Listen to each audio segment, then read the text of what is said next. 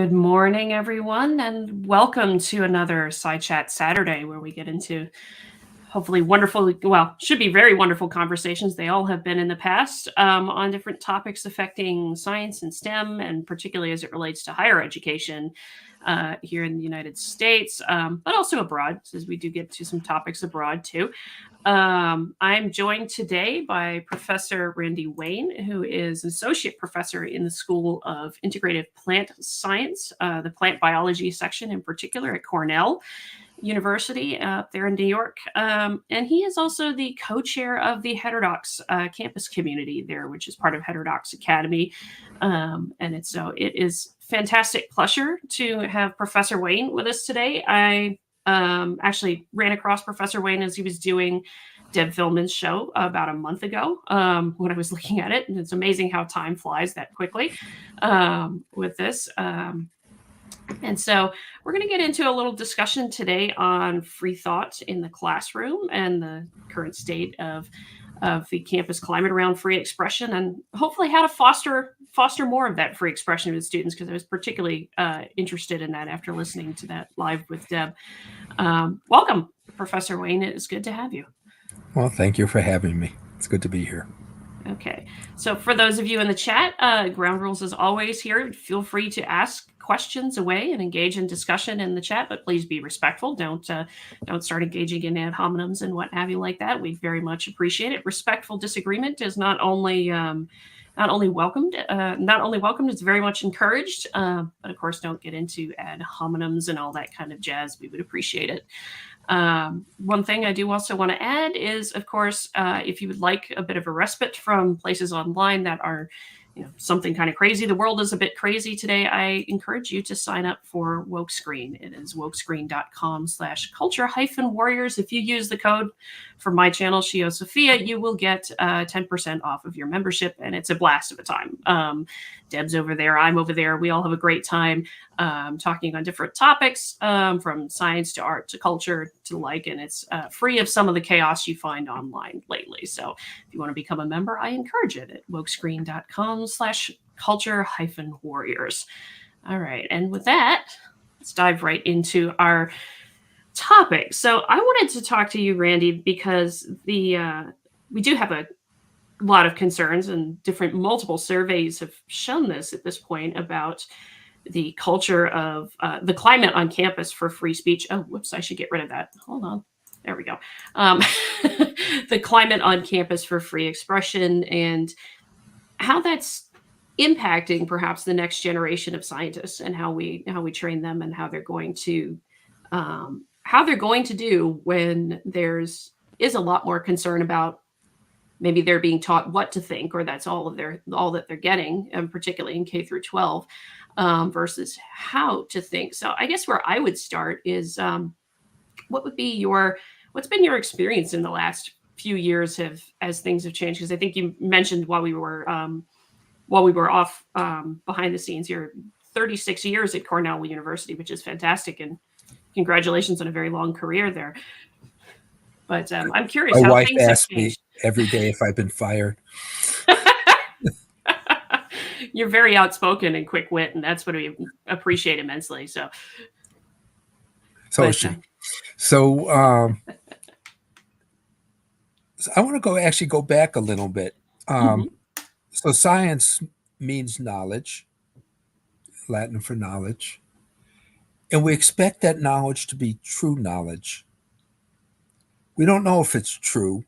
We keep testing it, but we're aiming for true knowledge. And in terms of what you said before, in terms of training scientists, we want to train scientists to have a sense of finding true knowledge. And that's something that the university has completely failed at.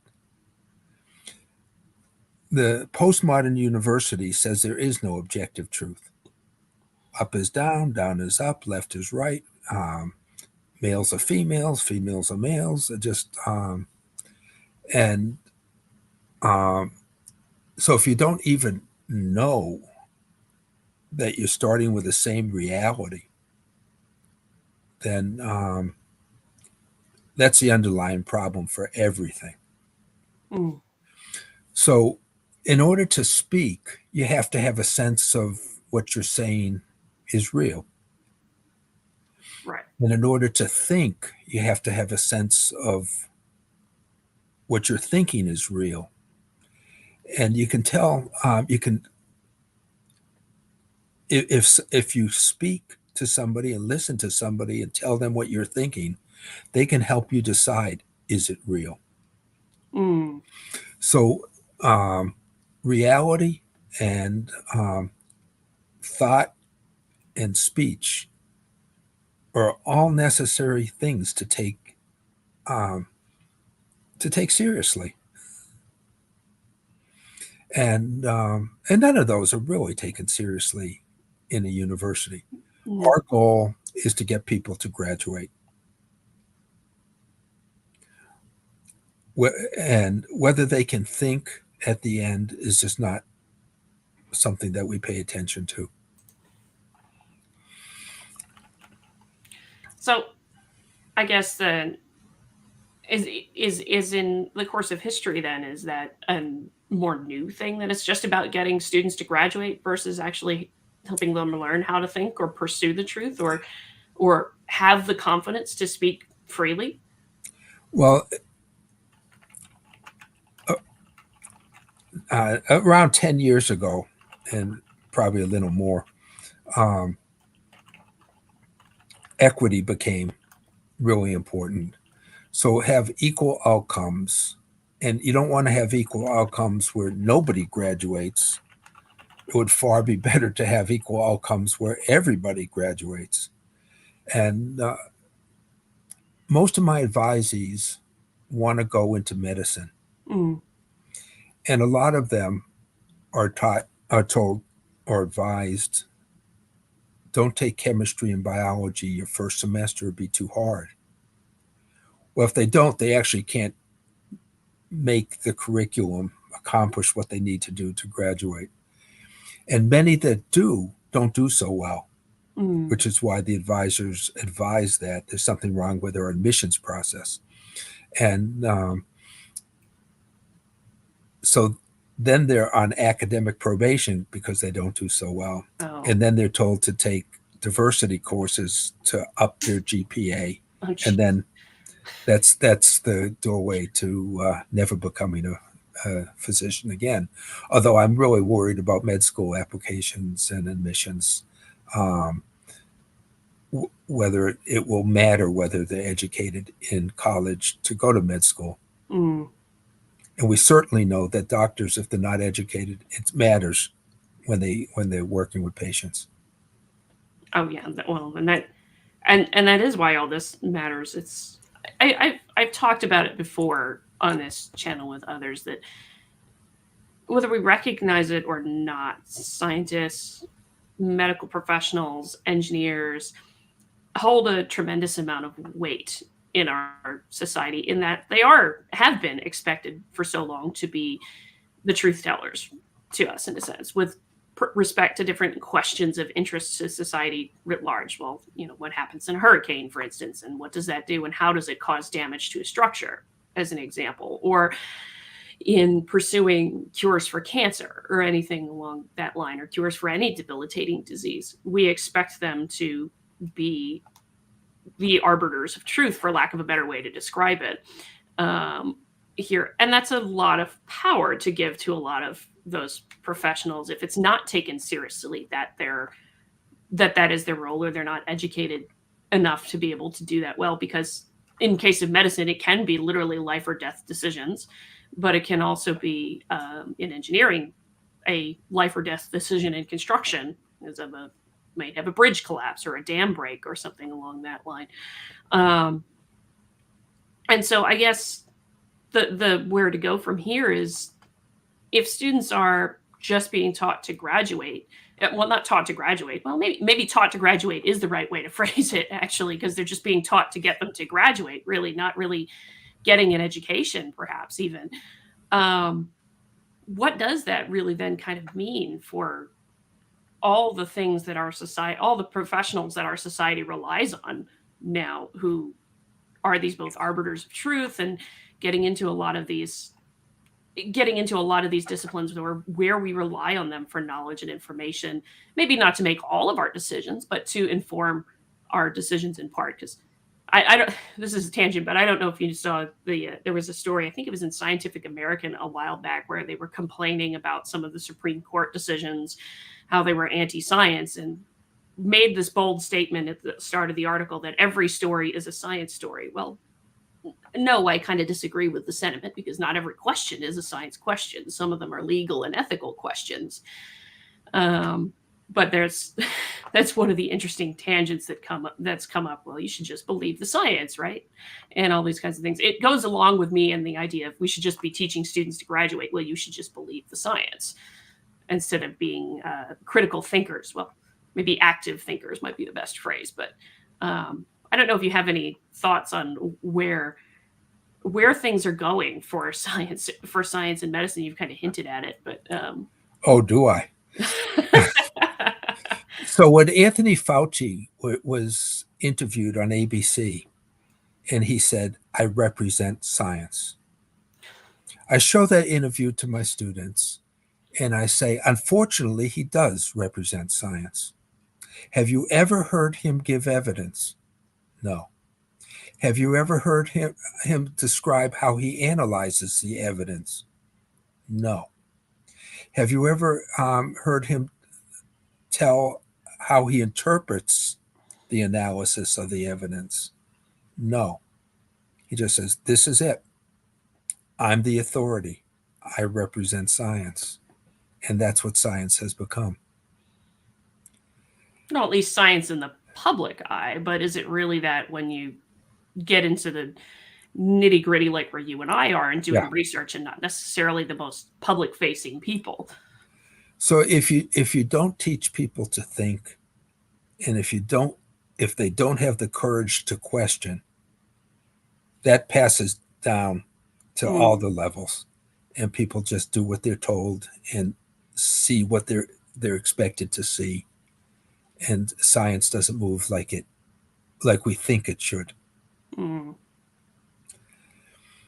it's a sort of trickle down effect of just, we should just believe this kind of.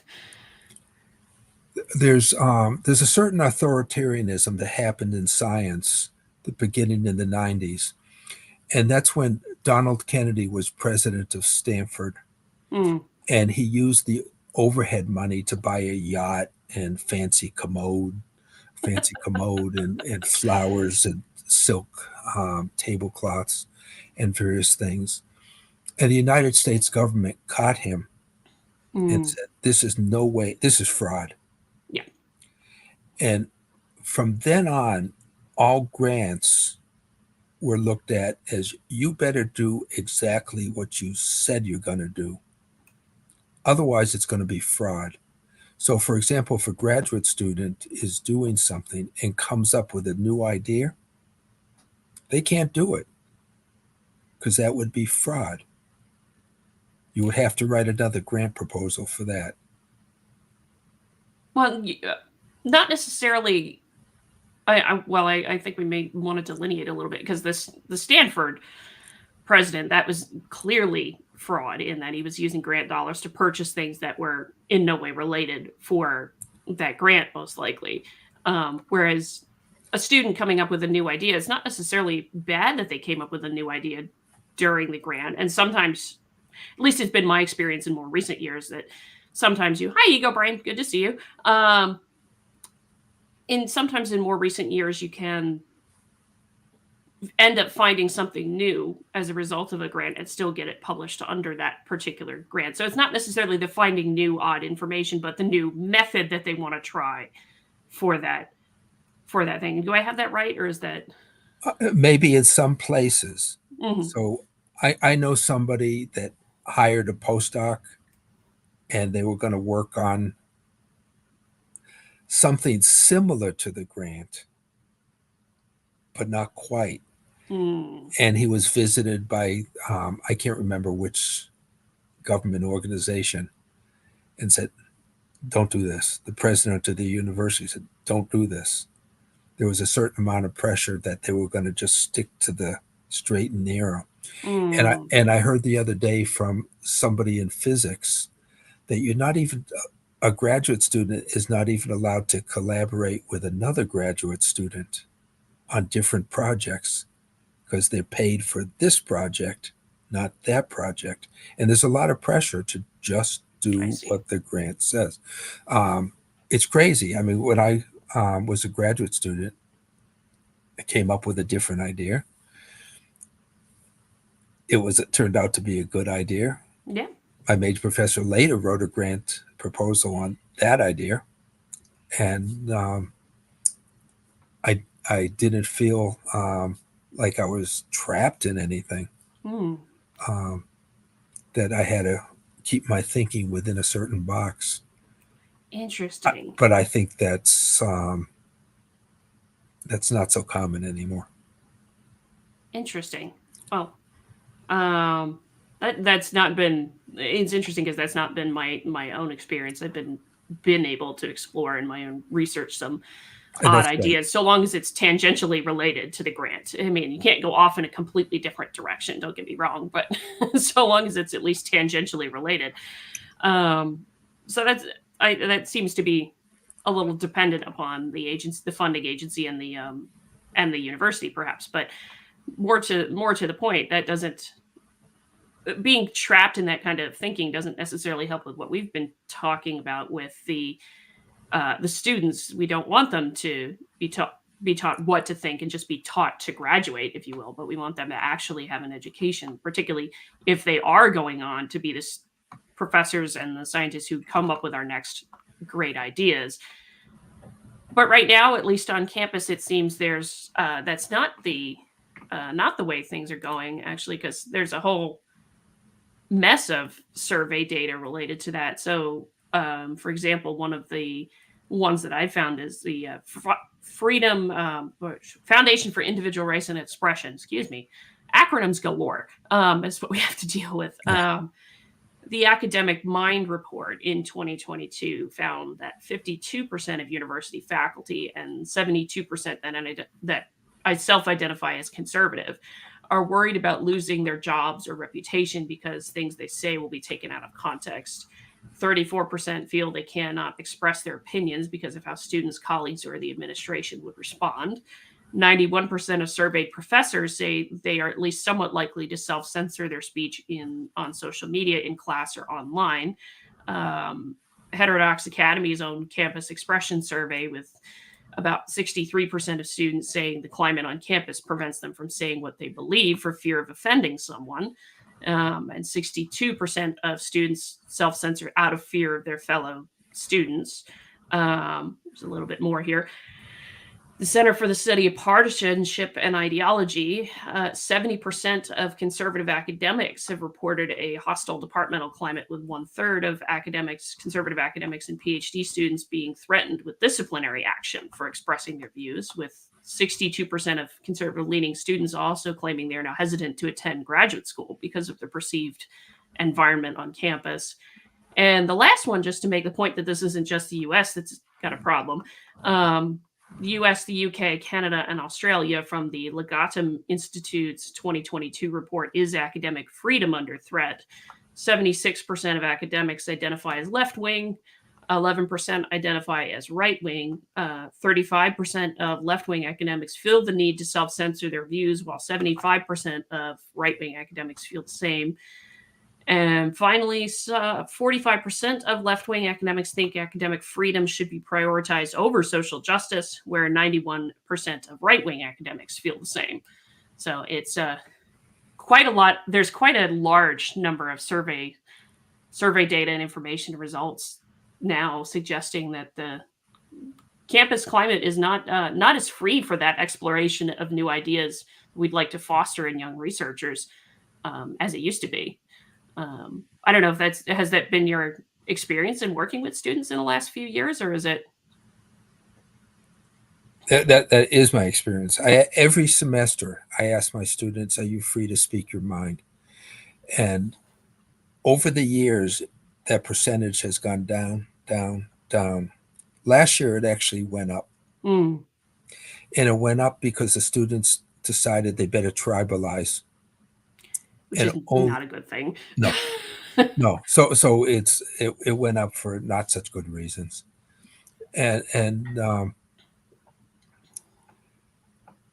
this year, I've really actively been trying to bring out free speaking in my class. So I think a number of things really came together this year, and the end result will happen in a couple weeks when Braver Angels will come in and do 2 debates with my class. So the students chose 2 topics, one AI Mm-hmm. and the other transgender in sports. Mm. So we've already decided throughout the semester that the most difficult thing to talk about on campus is transgender. Mm. Because if you don't walk exactly the straight line, a thin straight line, then you're called transphobe. And but unbelievably, they chose that as the topic, Oh, wow. and we'll have it as our second debate, given AI is easy to speak about. Sure. So let me say, I start the semester by saying to the class, "Don't believe anything I say," and they actually they have to do final projects, and 2 students did a great country song that started out, "Don't believe anything Randy Wayne says," and it just uh, so I start out with that, and then I also read them this teaching philosophy from the Freedom Schools that the Student Nonviolent Coordinating Committee put together. Mm. They wrote, "This is a situation. You will be teaching young people who lived in Mississippi all their lives. That means that they will have been deprived of a decent education from the first grade through high school. It means that they have been denied free expression and free thought. Most of all, it means that they've been denied the right to question. The purpose of the Freedom School is to help them begin to question." And I think this applies to every student in the country now, and certainly to the students that come to Cornell. And they're really dying to question. And I believe each one of them has inside them a sense of truth. And they want to understand the reality of the world Mm. and get it right. And they've been denied that. When it comes to writing papers, essays, or tests, they typically just write what the teacher wants them to write. They know what the right answer is, and that's what they write, whether it's their answer or not. And one thing I also do in this class, I bring in a lot of Bible verses in a science class, no less. Okay. And believe me, they fit in. And I can give you an example in a Yeah, minute. please. And so all of a sudden, that just opens things to what students have been taught to close down when they're at a university. Mm. And they see it doesn't matter. They could be an atheist or they could be a theist. And it doesn't matter when it comes to the science. Let me give some examples. Yeah, So please. some of the difficult questions with science and religion are, for example, the origin of the world Mm-hmm. or the origin of human beings. Sure. All right, so for the origin of the universe, there's 2 scientific explanations based are fundamental laws that your explanation can be founded on, Mm-hmm. and they're completely contradictory. You can't put one has to be right and the other isn't, and of course Right. we don't know which one's right. One is the first law of thermodynamics that says energy cannot be created or destroyed except by the creator. That's essentially the words that James Joule put it in when he Interesting. came up with the first law of thermodynamics. And I teach them about James Joule. He was born on Christmas Eve in a brewery that his father owned. He took over the brewery. He worked in the brewery during the day. At night or early morning, he did experiments. One of the experiments was attaching a fan to a weight, and as the weight dropped, the fan turned in water. The water heated up. He measured the change in temperature relative to the energy of gravity, and came up with the first law of thermodynamics and the equivalence of heat and mechanical energy. So they learned those kind of experiments and how useful the first law of thermodynamics can be for understanding many things. They also learned Heisenberg's uncertainty principle. So Heisenberg's uncertainty principle says you can get something from nothing for a certain amount of time. And the product of that energy and that duration of time equals essentially Planck's constant. Okay. So one says delta equals 0, and the other says delta E has some finite Some value. Yeah. Yeah. So they're inconsistent. So, but they're both very scientific.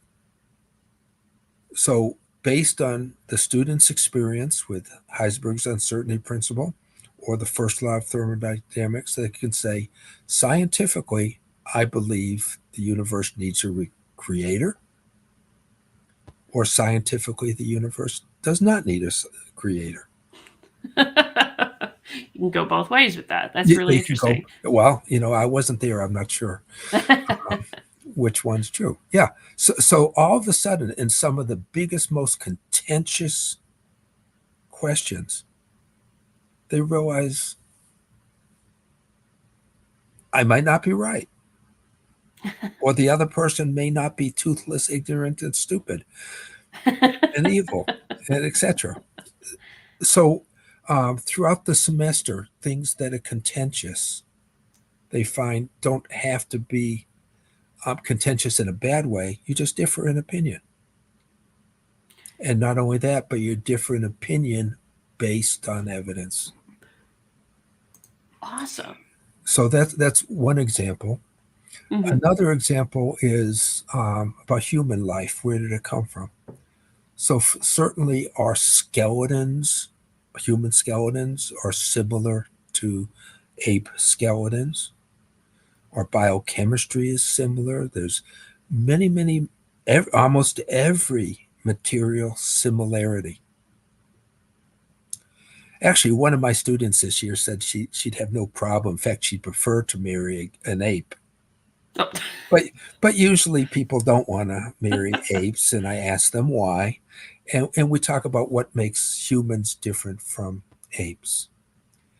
And something that usually people aren't taught, that Alfred Russel Wallace, who co-founded Origin of Species by Natural Selection with Darwin, didn't believe that natural selection could explain, for example, I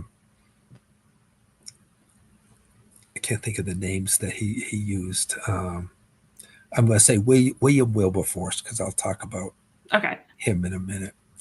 He couldn't explain people that helped other people and weren't just selfishly looking after their own genes.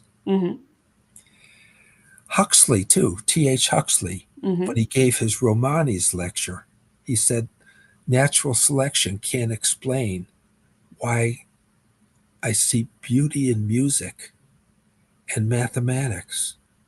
It can only bring you up so far, but that doesn't help in putting out more progeny.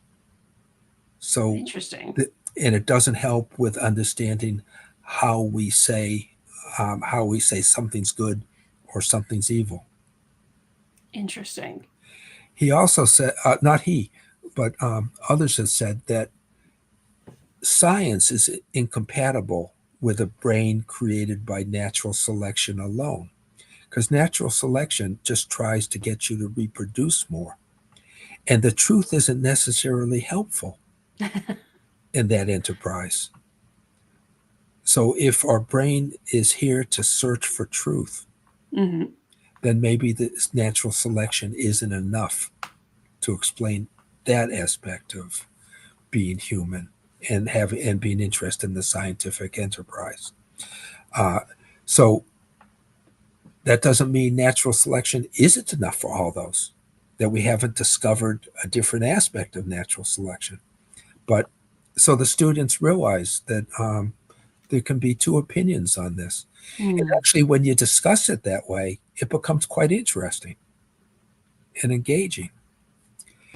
And one third example, Hmm. when I talk about, I have a lecture called Charles Darwin, Samuel Wilberforce, and How We See the Color of Ants. So before that lecture, I asked my students, does anybody know the name Wilberforce? Nobody does. In a dozen years I've taught this course, there hasn't been one person that knew that name. And I said, okay, so next week I'll tell you about Wilberforce. So I actually begin that particular lecture with John F. Kennedy's speech on Voice of America and how we should promote searching for the truth. I talk about Johnny Cash's song about the boy of youth wants to know what is truth. Pilate asking what is truth. Harlan Howland saying country music is three chords in the truth. Um, Jack Nicholson telling Tom Cruise, you can't handle the truth. And, I just go through all these things about truth. Um, and D.H. Lawrence's poem about the sense of truth. Um, and I asked, did anybody ever bring up the idea of searching for truth in a science class? No. Okay. I don't think that has ever, because I've only had my PhD for about 7 years at this point, so it's I don't recall it ever coming up in my undergraduate science courses about any conversation about searching for the truth in science. So just before this, you said we're going to try, we have these scientists that we should trust as searching for truth. Hmm. But yet we don't train them anything about Yes. it. It's one thing I harped on, and actually one of the folks I had on SciChat Saturday last year at one point was Anna Krylov. Oh, yeah. Uh, she was fabulous to talk to. I enjoyed that, and her recent thing at UC Riverside was also really good. I don't know if you got the chance to. Oh, I didn't see that. Oh, I'll have to share the link with you because it's she put it up on YouTube, but it was discussing the In Defense of Merit article that they published last Yes. year, Yes. and all the challenges they had with getting somebody to to publish that, of all the things that we would think would be controversial. At that point, I didn't include merit in that list until that article was published finally in the Journal of Controversial Ideas, Right. of all places. But yeah, I've talked about this with Anna and with others that it's one of the things I've noticed that we haven't taught our STEM students in particular is it's a philosophy of science and the search for the truth and why that's important, and the connected issues of being able to speak your mind at the same time that you should, as well as things like the Mertonian norms and the principles of science and why those are actually good. But in the absence of doing that, there's filled by the postmodern vacuum where there is serious hostility to those norms if you're coming at it from a postmodern worldview, as opposed and including the postmodern worldview that there perhaps is no objective reality at all, or no objective truth to work with. So it a side tangent, but I can't ever recall myself as a young professional scientist, either in undergraduate or in graduate school, being taught anything about those norms or having a discussion about what does it mean to be a scientist and pursuing the truth. I got into that myself after getting out of graduate school because I wanted more on that. And so that's I'm glad for, and tie this back to your discussion with your students. I'm glad you're getting into that with them, because we do need more students who can recognize that there are two different opinions based on the same evidence at times. But it's all a part of what we do in searching for the truth. And sorry, so please continue. The examples were fascinating. Yeah. Was this class with undergrads or was it grad Yes. students? Undergrads. Okay. So also, I want to say that I believe if you want social justice, searching for truth is the best way to get it. Mm-hmm. And so Samuel Wilberforce. Do you know his name? Believe it or not, I did not before you started talking about Okay. So it. so he was the Bishop of Oxford. Mm. He also was a scientist and mathematician, and he was asked by the Court of Review to write a review of Origin of Species by Natural Selection. And the review came out about 6 months after the book was published. And he starts out and says, there's nobody like Darwin that has really looked at nature and come up with all these beautiful examples of the interactions between species. Mm. For example, he quotes Darwin as saying, look at the red clover. In order to reproduce, the red clover has to be pollinated. Hmm. And it has to be pollinated by the humblebee, which has a long enough proboscis. And that's interesting because the bumblebee used to be called the humblebee until Beatrix Potter made it go buzz and it became the bumblebee. Interesting. I did not So, know that. so the humblebee sticks its proboscis in the flower and gets some pollen and transports it to another flower. And the flowers get cross pollinated Mm. because we know hybrid vigor is better Right. than inbreeding depression Right. in general. Well, if there's too many mice, they'll eat the humblebee's nests. And then there won't be enough humblebees, so there won't be much red clover. Mm. But near the cities, there's plenty of cats to eat the mice. So then there's plenty of humblebees and plenty of red clover. And so Wilberforce quotes Darwin in a number of these interesting interactions that determine survival. Mm. And then he talks about other behaviors of animals, for example the slave making instinct of ants. Hmm. So actually, I take my students to the library to see the first edition of Darwin. Oh, And wow. there it is, the slave making instinct of ants. No matter what color the master ant is,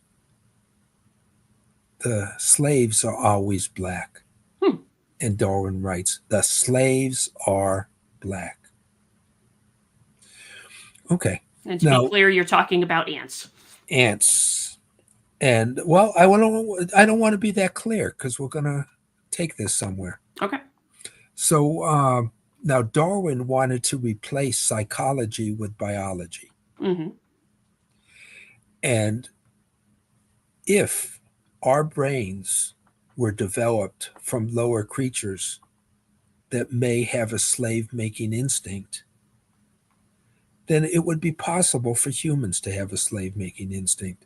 Certainly in 1859, Wilberforce could observe slavery in the world, Mm. and the British Empire was expanding into places where people were darker than the British. So there could be a theoretical reason for slavery if we accepted Darwin's theory as being true. Right. So he went and did a scientific analysis of Darwin's theory and said,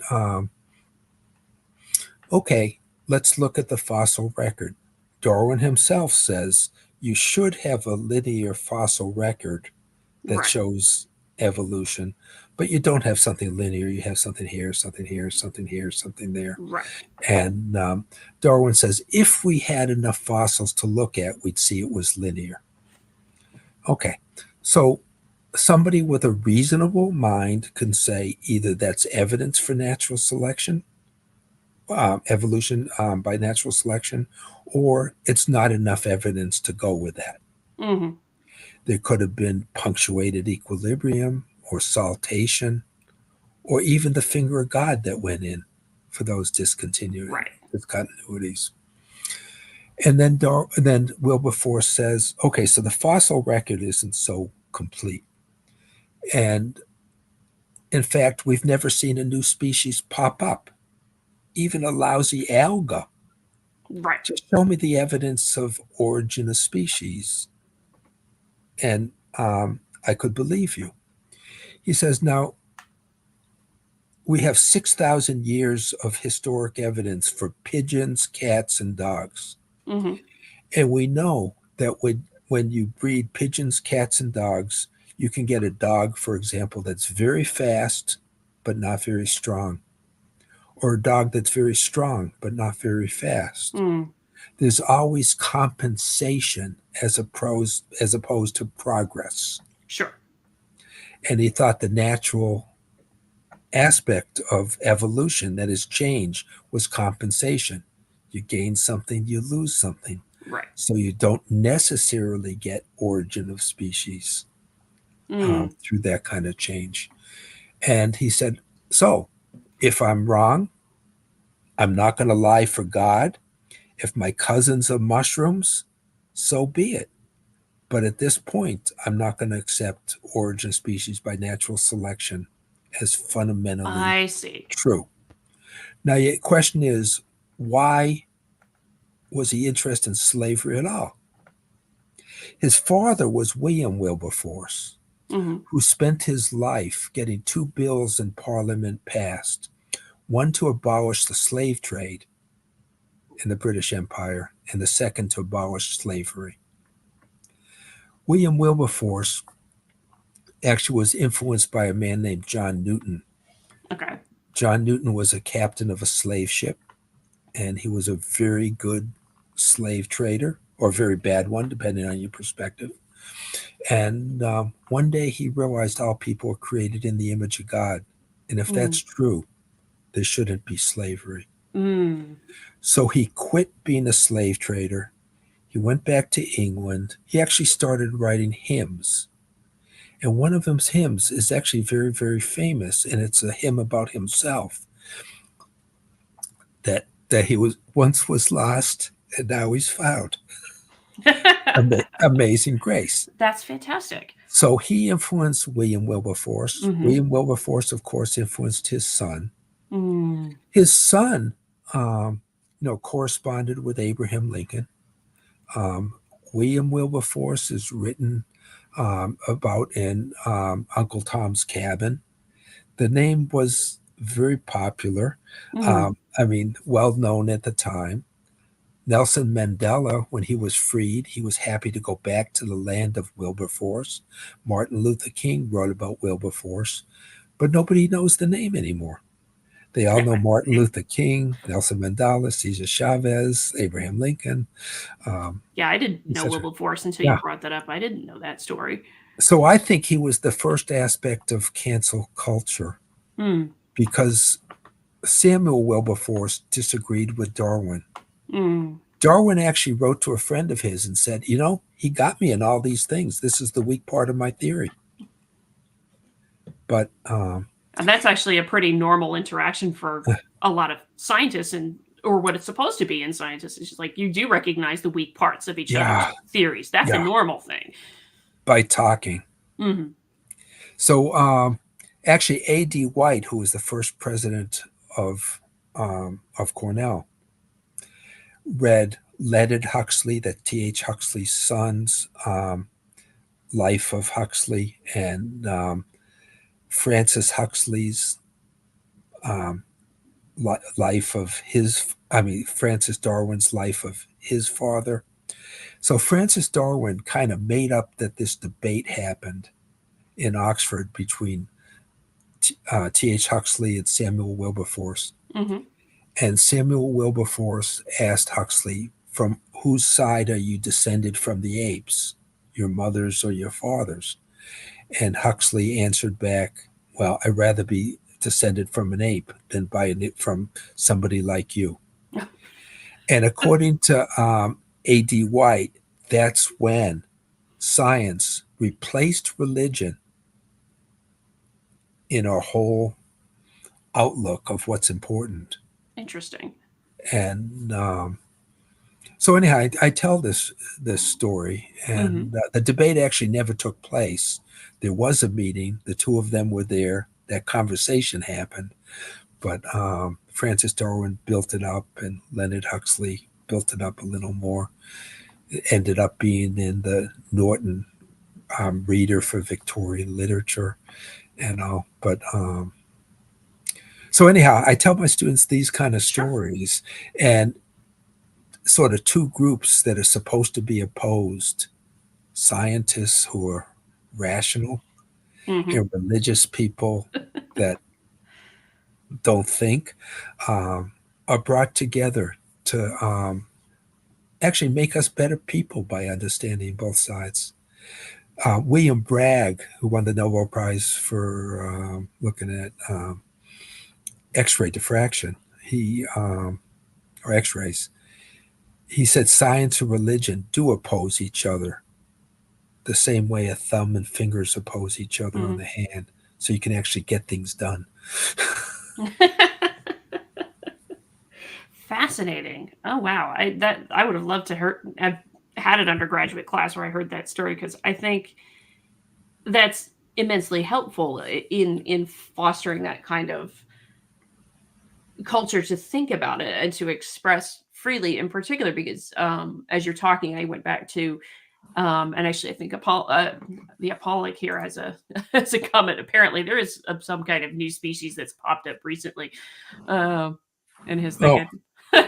It was a note I saw come in the chat, um but I, I noticed, like, I was rereading The Coddling of the American Mind recently, actually, and thinking about this conversation and what's going on campus, and that a lot of students, as they're coming into the university, have nowadays particularly gotten into the three great untruths that Haidt and Lukianoff talk about. That you have to avoid bad experiences at all costs. Like, if any discomfort is inherently damaging to your view. And I imagine it must have been an uncomfortable conversation between Darwin and Wilberforce at some point in that, but still had it. You must always trust your emotions over reason, and that's one of the other untruths. And the world is a black and white battle between good and bad people. There is no middle ground, which history would show that that's not a very true statement for most things. I mean,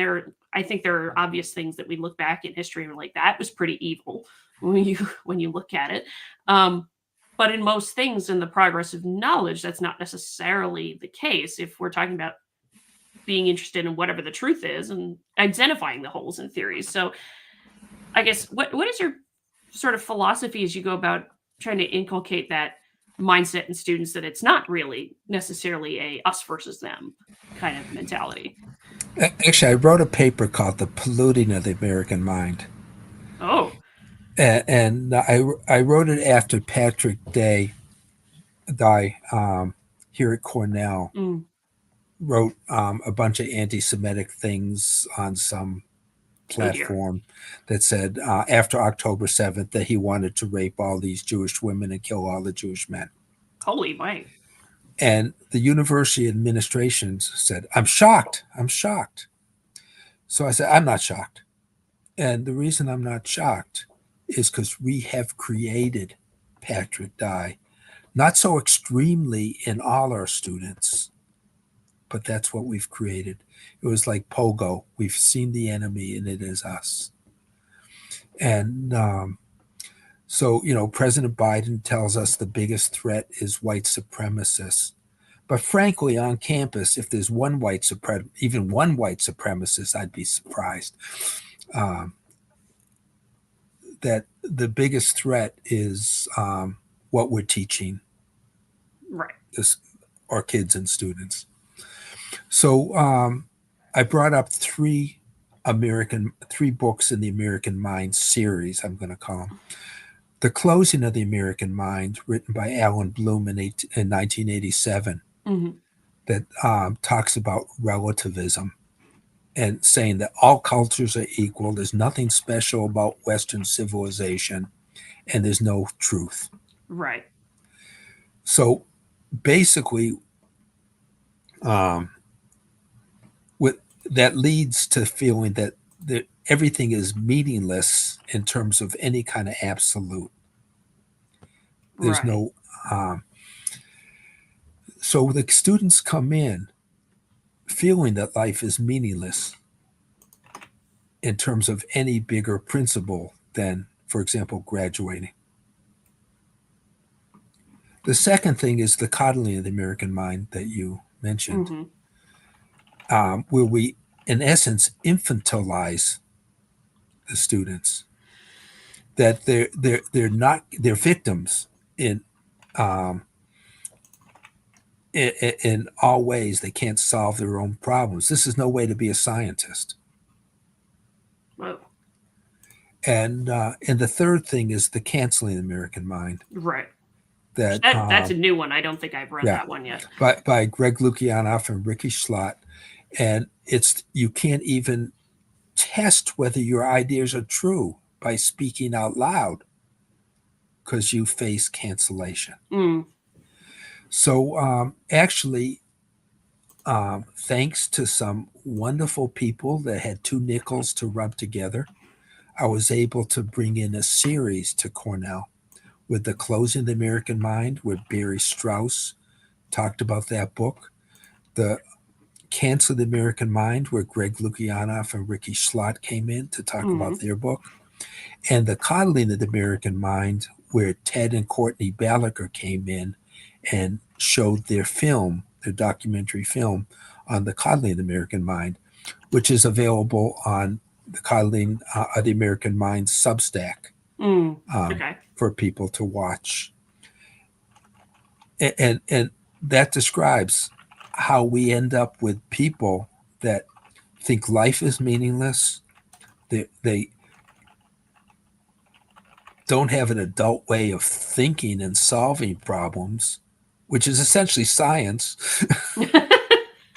And then they can't talk to anybody to see if their science, what they think or feel, is right or wrong. So they can't trim up the science and make it better. Right. Interesting. So, how was that series received at Cornell? Did it? Let me tell you, the turnout was disappointing to me. Mm.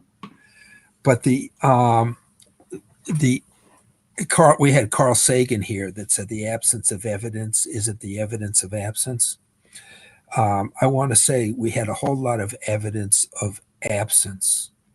Let me say, I also brought in Matt Taibbi, who was an absolute darling of university type people until Elon Musk gave him the Twitter files. And then he became an absolute persona non grata. But he kindly came to Cornell. I wrote to the First Amendment Clinic people and the dean of the law school and said, Matt Taibbi's coming. If you would like to co-host at no cost, you can. And of course, he released the files that led to the case that the Supreme Court is hearing now on First Amendment issues, whether the government can censor social media. And no response, absolutely no response. And because it's just not the side of the First Amendment that our law school and First Amendment clinic are interested in. The associate director of the First Amendment clinic isn't big on the First Amendment because it wasn't written by gay people of color like him. I mean, he says this in a speech. Oh, How could the First Amendment possibly apply to anything? And actually, then the coddling of the American mind. I booked a room for 100 people, and I wrote to the director of mental health at Cornell. And I said, I don't know if this room is going to be big enough. Do you think that the mental health professionals at Cornell would be interested in this movie? And if so, I'll book a bigger room because I have to ask somebody else to book a bigger room for me. Heard nothing. So I wrote again. I said, I noticed that you do stand-up comedy. And Ted and Courtney Balaker also made a movie, Can We Take a Joke? About what wasn't yet called cancel culture, how it applied to comedians back then. And also Greg Lukianoff, who was executive producer of that movie, will also be here. Again, crickets.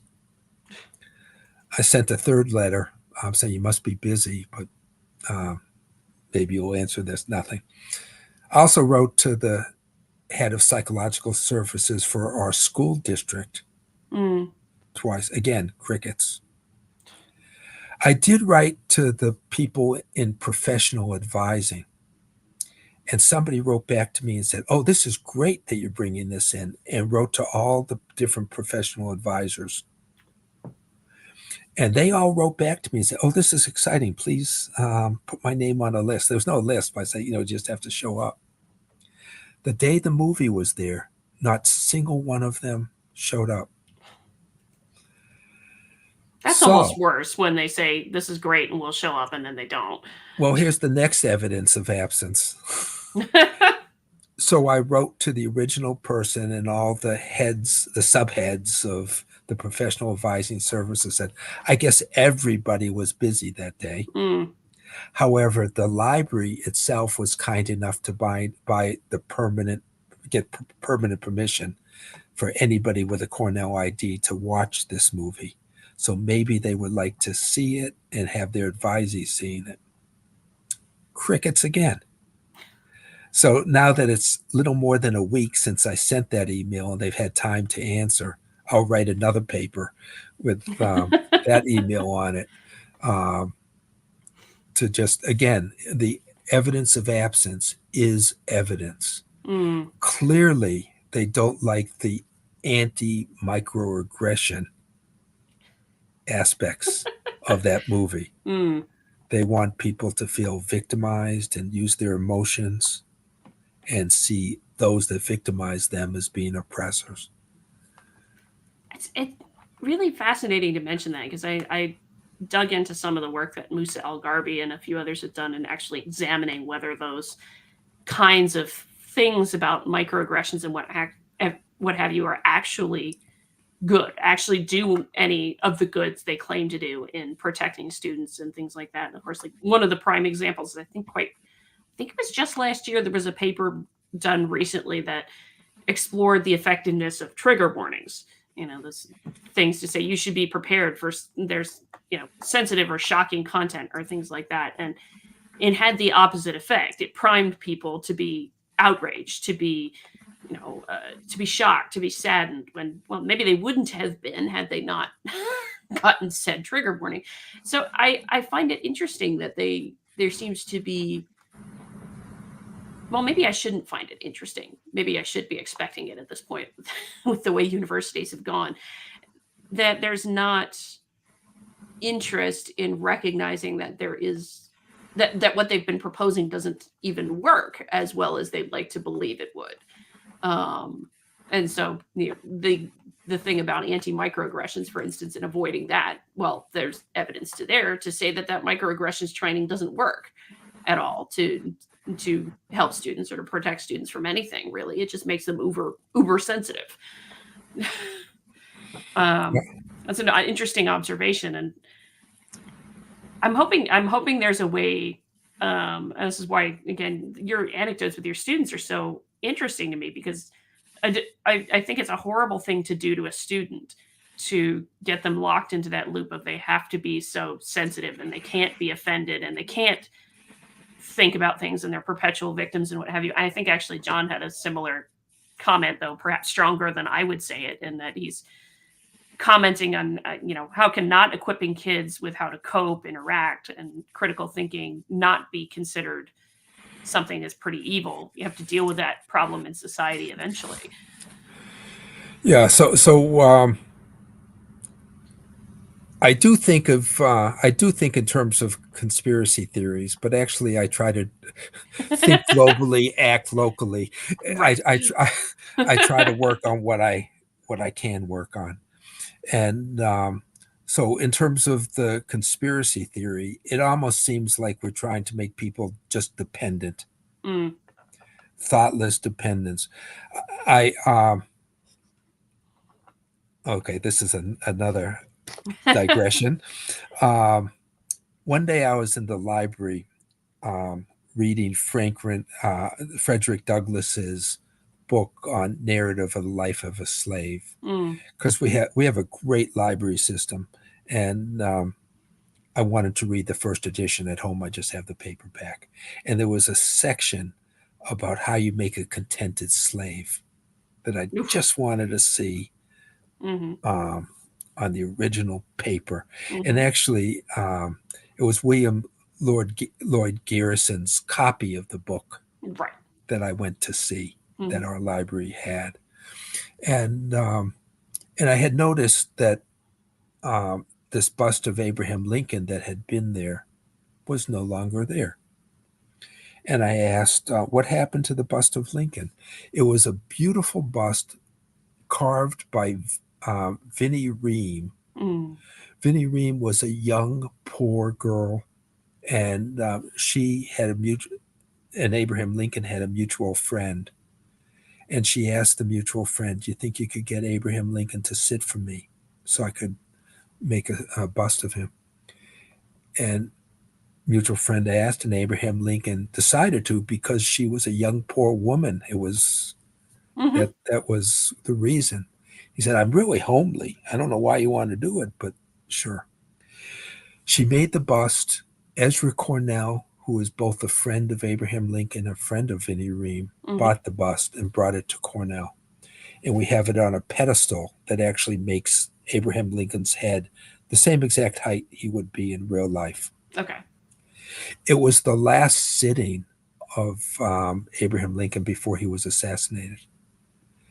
And that bust is the head of a whole statue that's in the rotunda of the Capitol. Mm. And Vinnie Ream was the first person, first woman to ever get a federal grant to actually make a statue for the um, Capitol.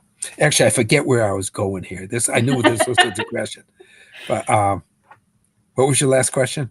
Um, I'm not necessarily going to remember myself. This was such. We're gonna have the same problem. Oh gosh, somebody in the Okay. chat can remember what I said. What Oh, I oh, asked. about training. Okay, Yes, about yeah, training yeah, students and the issues with not training them to be able to cope and yeah. interact and critical thinking. There we go. So we may actually be trying to moronize the students. Mm. Um, if you look where so much of our money comes from in universities, from authoritarian countries like China, Qatar, and Saudi Arabia, Mm-hmm. it could be a likely conspiracy theory that they're paying to moronize American children. Um, it's a nice, peaceful way of taking over a country. Well. Um, so that may be the goal. So we have people here saying, "Okay, Abraham Lincoln is a racist." Well, name me one other person that has saved more people from slavery. Well, maybe Wilberforce, but you're hard pressed to find some better people. And name one empire that has Mm-hmm. lived on the surface of this earth that hasn't been used slaves and been imperialistic At some point, yeah. and colonial. Um, we're just completely moralizing Right. the students, and so, like I said, I don't know if the goal is to do that and make them just stupid and dependent on the government. Um, We don't know that for sure. I have a friend that talks about how Germany and Japan weren't doing such good things in the middle of the um, 20th century, and what we did was level them and started over, so they could become good countries. And I said to him, so he's kind of in this like let's destroy America mode, and I No. said, okay, Germany and Japan had America to rebuild them. Who's going to provide the money to rebuild us once we're leveled? China, Qatar, Saudi Arabia. Russia, any number of countries. And it gave him something to think about. So, John, yes, that is definitely happening. I'm not sure if it's planned or just a result of complete negligence. Well, I mean, regardless of exactly the reason why, it is an awful thing to teach students that way. And so I guess the question is, of course, how do you reverse that? And I know when you were on with Deb, we talked about the issue of the top down things and, requirements for funding and all that kind of jazz. But it would seem to me that there is a way to give students more, because a lot of students do want more than being taught what to think, but being given the actual opportunity to think about it and explore a bit more. So I guess the next place you can go is, what's your sort of philosophy and how you approach this with the students when you're trying to get them to think more and to be open to actually talking with folks. And I also think, because the great untruth of us versus them is one of the worst things in the world right now. And you kind of hinted at it with folks getting a little bit more tribal, students getting a little bit more tribal when you ask that question of them at the beginning of the year. How do you get students to remember that we're human? Just because we disagree, they're not evil people necessarily. And so the rehumanizing, I guess, of students, are getting students to think of their fellow students as humans, just with different opinions, and that's really the difference there. So I'd be curious of how you think about going about that. By any means necessary. Oh. So short answer to a long question. No. Yeah. So okay, some silly things I do. I have a life-size skeleton in my lab because I want them to see that we're vertebrates and we have a backbone. Okay. And what's that backbone for? In fact, there's a little poster of Reba McEntire that says we all should have a wishbone, a funny bone, and a backbone. There we go. And to get through life. So they see it every day, and it's a silly reminder. Another thing, I have this. So I pass out my notes to the student, or they're available on Canvas, and I teach in a way that's very similar to this interview, just kind of like an impressionistic painting. There's a bunch of dots that are that are put on the canvas, and by the end of the lecture, there's a complete picture there. And so I introduce a lot of people in the lecture, and for each lecture, they have to write a dinner conversation with that person. Interesting. And the dinner conversation teaches me a lot about the students, because they really put themselves in. It's just a one page, but they put themselves into it, and who they choose says a lot about the students. And who they choose are like some of the greatest people that ever lived in the history of the world. They have to write 18 conversations. And actually, even though this is a non-majors course, I end up writing a lot of recommendations for the students afterwards. And I can write in those letters of recommendations, these students know how to hold conversations with, and I list off who each individual happened to have conversations with.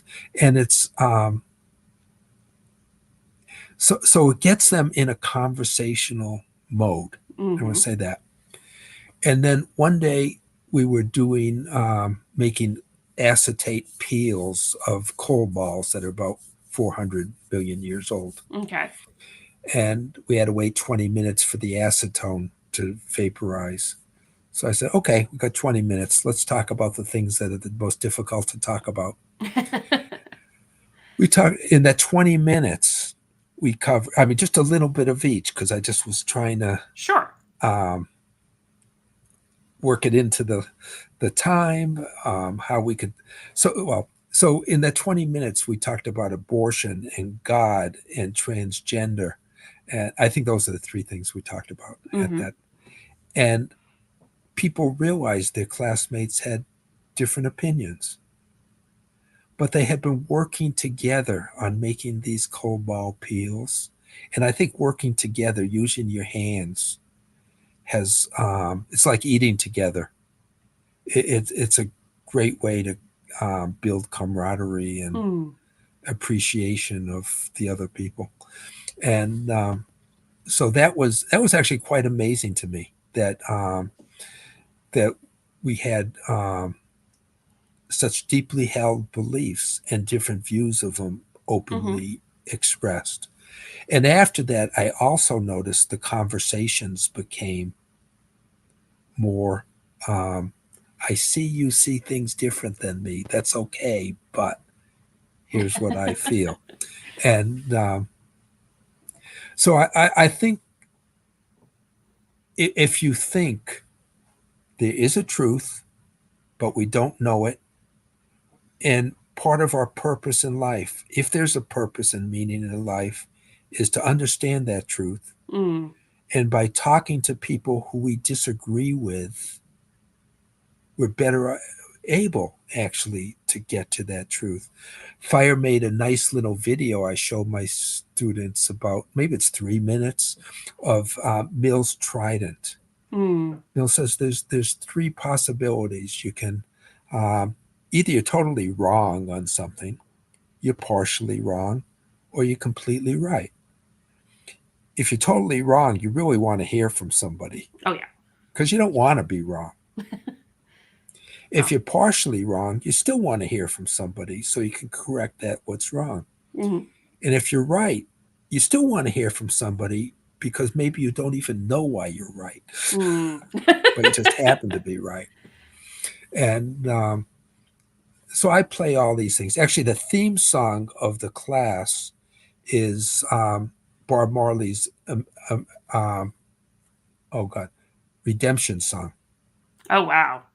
and emancipate yourself from mental slavery. Mm. None but yourself can free your mind. Mm.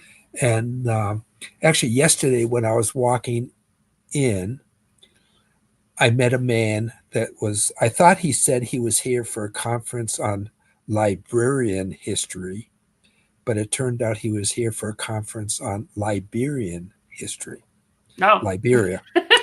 And I said, "Oh, you meant where Marcus Garvey Mm-hmm. wanted to go back to?" He said, "Yeah." I said, "I know this because one of my favorite songs is Redemption Song, and I know that Bob Marley got the words from Marcus Garvey's speech that he gave in Nova Scotia in 1937." And he goes, "I didn't know that." and I said, "Yeah, he published it in the newspaper, The Black Man, and our library had it. So our library's great, so I could read it um, there." And again, I forget which digression I was Well, we're getting talking off of, about but the philosophy with your students and oh, how you get them yeah, to think more about free thought and yeah. expression And and so humanizing. just bringing up emancipate yourself from mental slavery. Mm-hmm. And in fact, we have to give learning outcomes for our class. And that truly is my learning income outcome. Emancipate yourself from mental slavery. They're Mm. so afraid to think. They're so afraid to speak.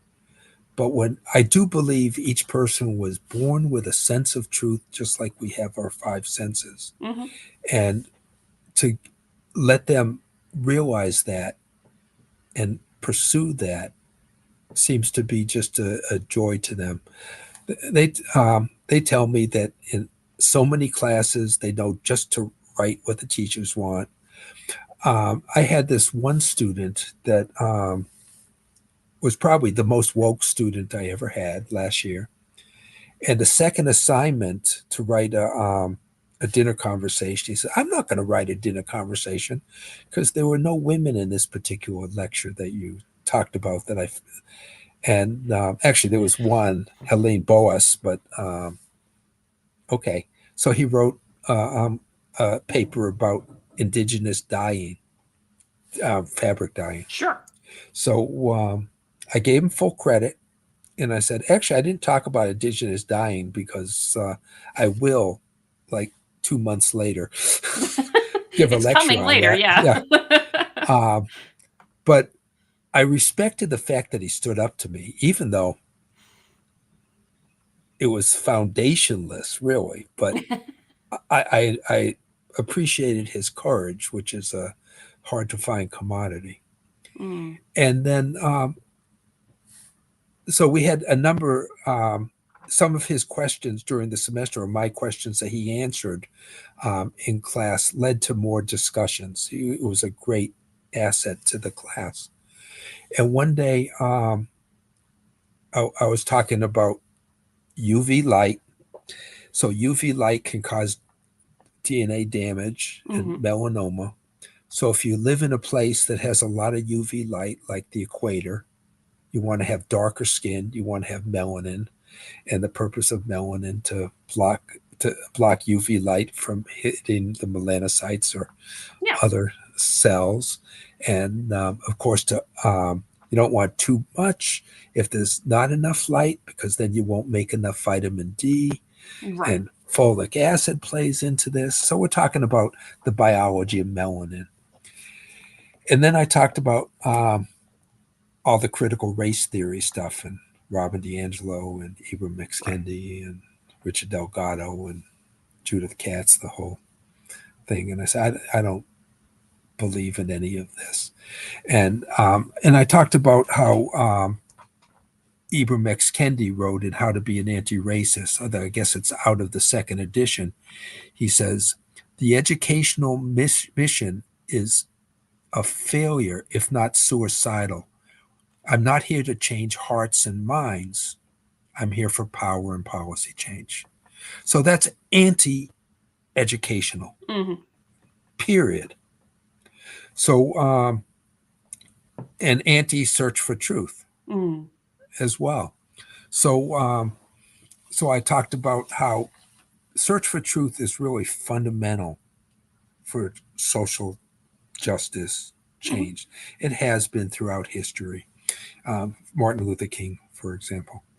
And so our school, this Cal School of Integrated Plant Science, has on our website to this day, well, until last week anyhow, that Cornell was founded on and perpetuates all these things, including slavery. hmm So I said to the class, does anybody believe we perpetuate slavery? And this student raised his hand and said, yeah, because we buy sneakers and T-shirts and things from places that where they're made with slave labor. And I said, good point. And also with the border, all these people coming over hmm and ended up going into sex slavery. Yeah, another good point. And we actually had a real interesting conversation, because from the Wilberforce lecture, we're really, as a class, concerned about slavery Mm, and not perpetuating it. And sure. Yeah. Interesting. So I guess if I were to sum it, because you do talk about the critical race theory stuff, because of course there's the arguments over whether or not you should teach it and should it be banned and all this other kinds of things with with different legislation involved in different states now. But the I from what I see and what you're talking about and what you do, it's not that you expressly say no, I don't agree with this, but you still introduce these are the ideas that these folks had and why they had them, essentially. Which I think is actually a great way to go about it. You're not saying to the students you have to believe this, but these are the ideas that are there in history. So that's a really fascinating way to it's really fascinating and refreshing, let's put it that way. Because I know that's not necessarily the norm for a lot of professors. um yeah, we know, John, that's not specific to Cornell, in terms of buying the sneakers and everything. There too, that's a lot of society too, yeah. But actually John brings back a really good point, here, that fear of thought, well, that in itself is a scary thought that people would be afraid to think. Um, but do you think the approach that you're taking is the only way to get students to stop being afraid to think? And hopefully you're inculcating something in them that they would be thinking more in their other classes, not just in your class and for society at large. Although it's interesting because it might be hard to say how much you can do when you're just one professor at some point, but that's that's the interesting part of the conversation is how to make this long lasting and reverse the tide of people being afraid to think even. So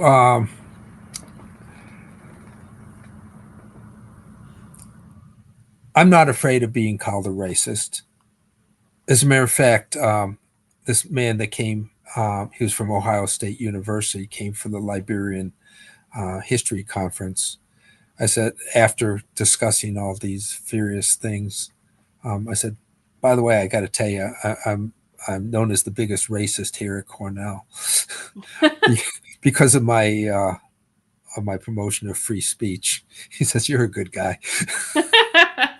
uh, so people are so afraid of being called a racist, and oddly enough, people in biology are so afraid of being called a transphobe and saying sex is a real, meaningful, biological Reality. reality. And actually, on that note, I'm bringing in Kathleen Stock in 2 weeks, Oh week and a wow. half, um, be, to actually have a conversation with Rebecca Tuvel um, on transgender, trans race, and academic witch hunts. Very cool. Just because, okay, everything, probably everything has a nature nurture component, Sure. and but to deny the nature component as being harmful Mm, is just not living in reality. right. And for biologists to not say, no, there is a biological component to sex. And when my kids go to the public school system around here, and should they have some aspect of autism or um, other kind of conditions that maybe they don't feel quite right, and to be told that, oh, maybe you're a different sex, different gender, Mm-hmm. and that will solve all your problems. Here, take a look at this knife. We're going to. It's nuts, and they all It is. know it's nuts, but they're hoping everybody slips through before the pendulum, until the pendulum comes back. Mm, So there's incredible fear. So this is to answer the question: what do we have to do to change things? mm-hmm. Basically, not being afraid of being called a racist or a transphobe. Those words have no meaning. Um, in terms of biology and systematics, we have lumpers and splitters. So I showed my class a picture of J.B. Stoner, who Mm, ran for governor of Georgia when I lived there. And I couldn't believe his television commercials. I couldn't believe what I saw and heard. I'm not going to repeat it.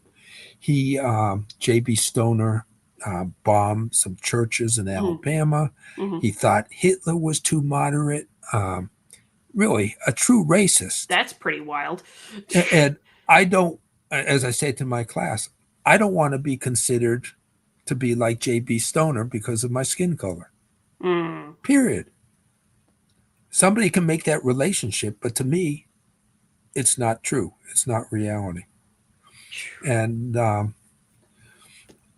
actually, that after that, I show a picture of Bessie Jones, who lived in the St. Simon's Islands. Her grandfather was a slave. And when I was 18, I had a chance to live with her for a little while. And she taught the kids there. She was a singer too in the Georgia Sea Islands Singers. She taught the kids there her what she learned from her grandfather and the culture, the black culture, and could be proud of it as your culture. I mean, nobody likes slavery, but mm-hmm. you can be proud of people that made it through. and the way they made it through, and the stories and songs that they Hmm. told. And that isn't to say that because people sang they were happy to be slaves. Nobody was. Yeah, nobody was But happy for that. yeah, but it's a part of the culture you want to still have. And I just showed there's two people in my lifetime I know about. One I met, one I just saw on TV, and racism was real, slavery was real, um, but mostly there's not enough racism going around now that people have to make it up. And you have the Jesse Smollett's, or the thing that happened at Smith College that got Jody Shaw Hmm. in so much trouble. Yeah. Yeah, and definitely. I mean, John's comment is taken well because we have a lot of absurdities being Oh, thrown around for sure, and so yeah, thanks, but John. helps make the point for you, um, but yeah, I guess. How do I put this? There's I guess the question about making folks believe absurdities goes back to actually where we started in this conversation with the whole thing of the truth and whether or not people think there is such a thing as the truth. I think of the TED Talks clips that have come out from NPR's new CEO recently, where she's where she's saying there is a truth, but then it goes on to say there's my truth and your truth at the same time. Well, those two things are completely contradictory to each other. They can't exist in the same thing. So I guess the larger question is how do we get our next generation of students to recognize that, yeah, there you have the postmodernist belief that there is not really an objective reality, but you also have a lot of, I don't think postmodernism and science are compatible to begin with. I've Right. said this at They're point. not. Yeah, they're not, because science operates on the assumption that there is an objective reality, that it is knowable. Although, depending upon if you go with like Karl Popper, for instance, and his approaches with falsification, you might say the truth is out there, but we can only ever get closer to it. It's not a Right. perfectly And he knowable does thing. say the Hmm. truth is out there Yeah, and we ex- can only get closer to it. yeah. But I guess how do how do we go about inculcating in students that when they've been exposed so much to postmodernist thought, that the truth really is out there, even if it's a sort of gradual progression to get closer to it, particularly when that is so foundational to our next generation of scientists.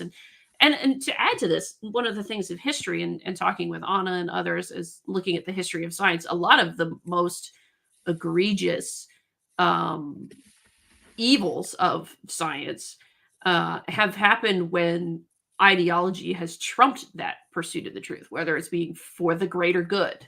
World's greatest evils have always been for the greater good, in a sense. Um, and so that's the thing I think about, is like, well, the truth matters because hopefully, if you're after what the truth is, it prevents you from going down the path of doing some very egregious and evil things. And I mean, the immediate one that comes to mind is one of the worst in history is Trofim Lysenko, of course, and the famines that were caused in the Soviet Union as a result of his quack ideology being treated as truthful science when it was not. China, same thing. Yeah, because Mao Zedong adopted it. So I don't know if you have thoughts about how do we get students to recognize that there is such a thing as the truth, even though, because they may have a internal sense that there is something true, but they're being told that there's not. That's right. So I actually believe as soon as they're exposed to the opposite, they resonate. Mm, I want to go back to Karl Popper. He wrote a book called The Open Society and Its Enemies. hmm. And one of his students was George Soros. Really? And George Soros said Karl Popper made a mistake.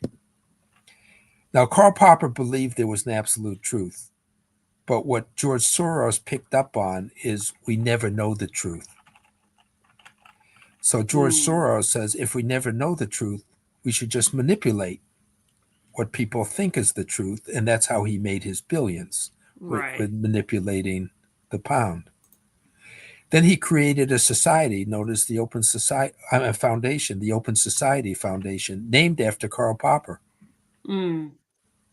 And actually, during COVID, I read The Open Society and Its Enemies. I highly recommend it, 2 volume set.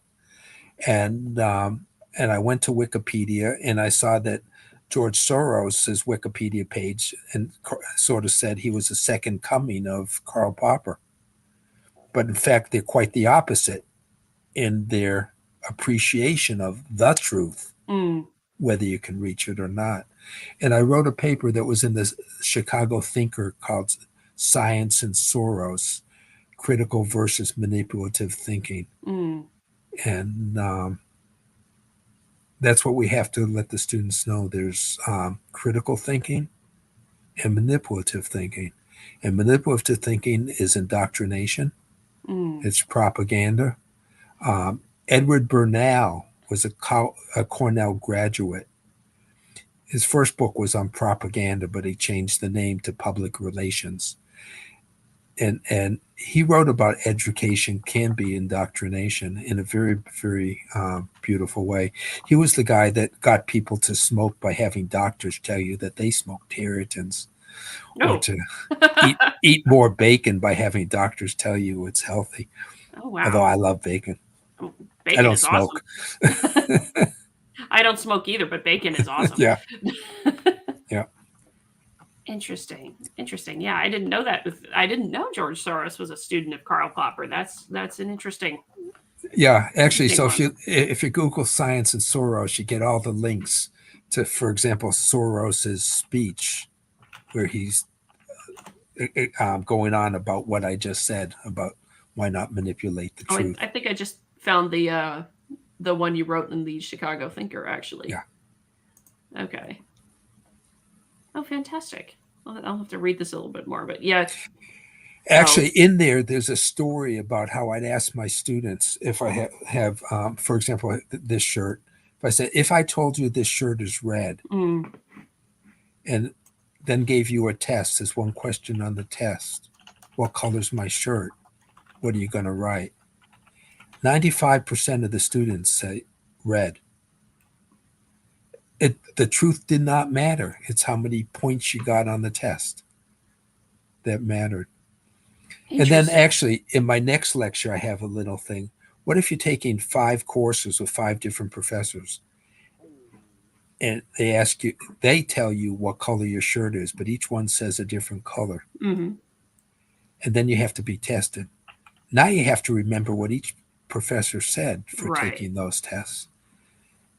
Isn't the yoke of truth so much easier to bear than the yoke of all those untruths? Yeah, I was just thinking, Gina is my co-host on a show we do called the Rogue Journal Club, where we just review articles and start talking about their commentary. And there was actually a very similar thing that to what you're talking about in the article we reviewed recently, which was Justin McBraer's Epistemic Benefits of Ideological Diversity article that was published recently. I think it was January 2024. It was officially published in Acta Analytica. But he actually does have this section about how folks will, even if they have some evidence of their own that's superior, just go along with the crowd at some point.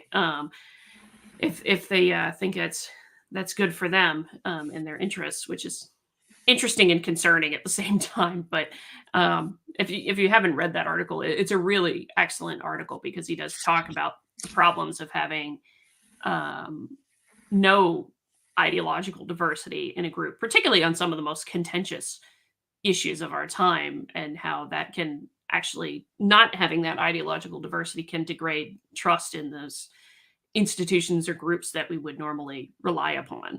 And so he talks about it in depth, and that's what I've gotten into too, because of course one of my concerns in the larger societal thing and how we're teaching students and free thought and expression and what have you, and them not being able to have ideological diversity as much as we'd like, is, well, we're sending all these folks into our public institutions, and we've already seen both precipitous drop in public trust in higher education, as well as a pretty interesting and worrying drop in just public trust in scientists in general. Um, and so I guess where I'm going with this question is, do you have any thoughts or concerns about how this is going to affect the trust in these different institutions if sort of trends that we've seen in the sort of tribalist mentality in students are not reversed? So my method is to create positive programming for truth, for Western civilization, for science, for America, Hmm. um, because actually they're not exposed to that. Yeah. K through 12 or college. They're taught that America is horrible, Western civilizations, structurally racist. And actually, I haven't heard one person be able to defend that view against the evidence that I myself know. Mm. So, Isn't that so interesting by yeah. itself? So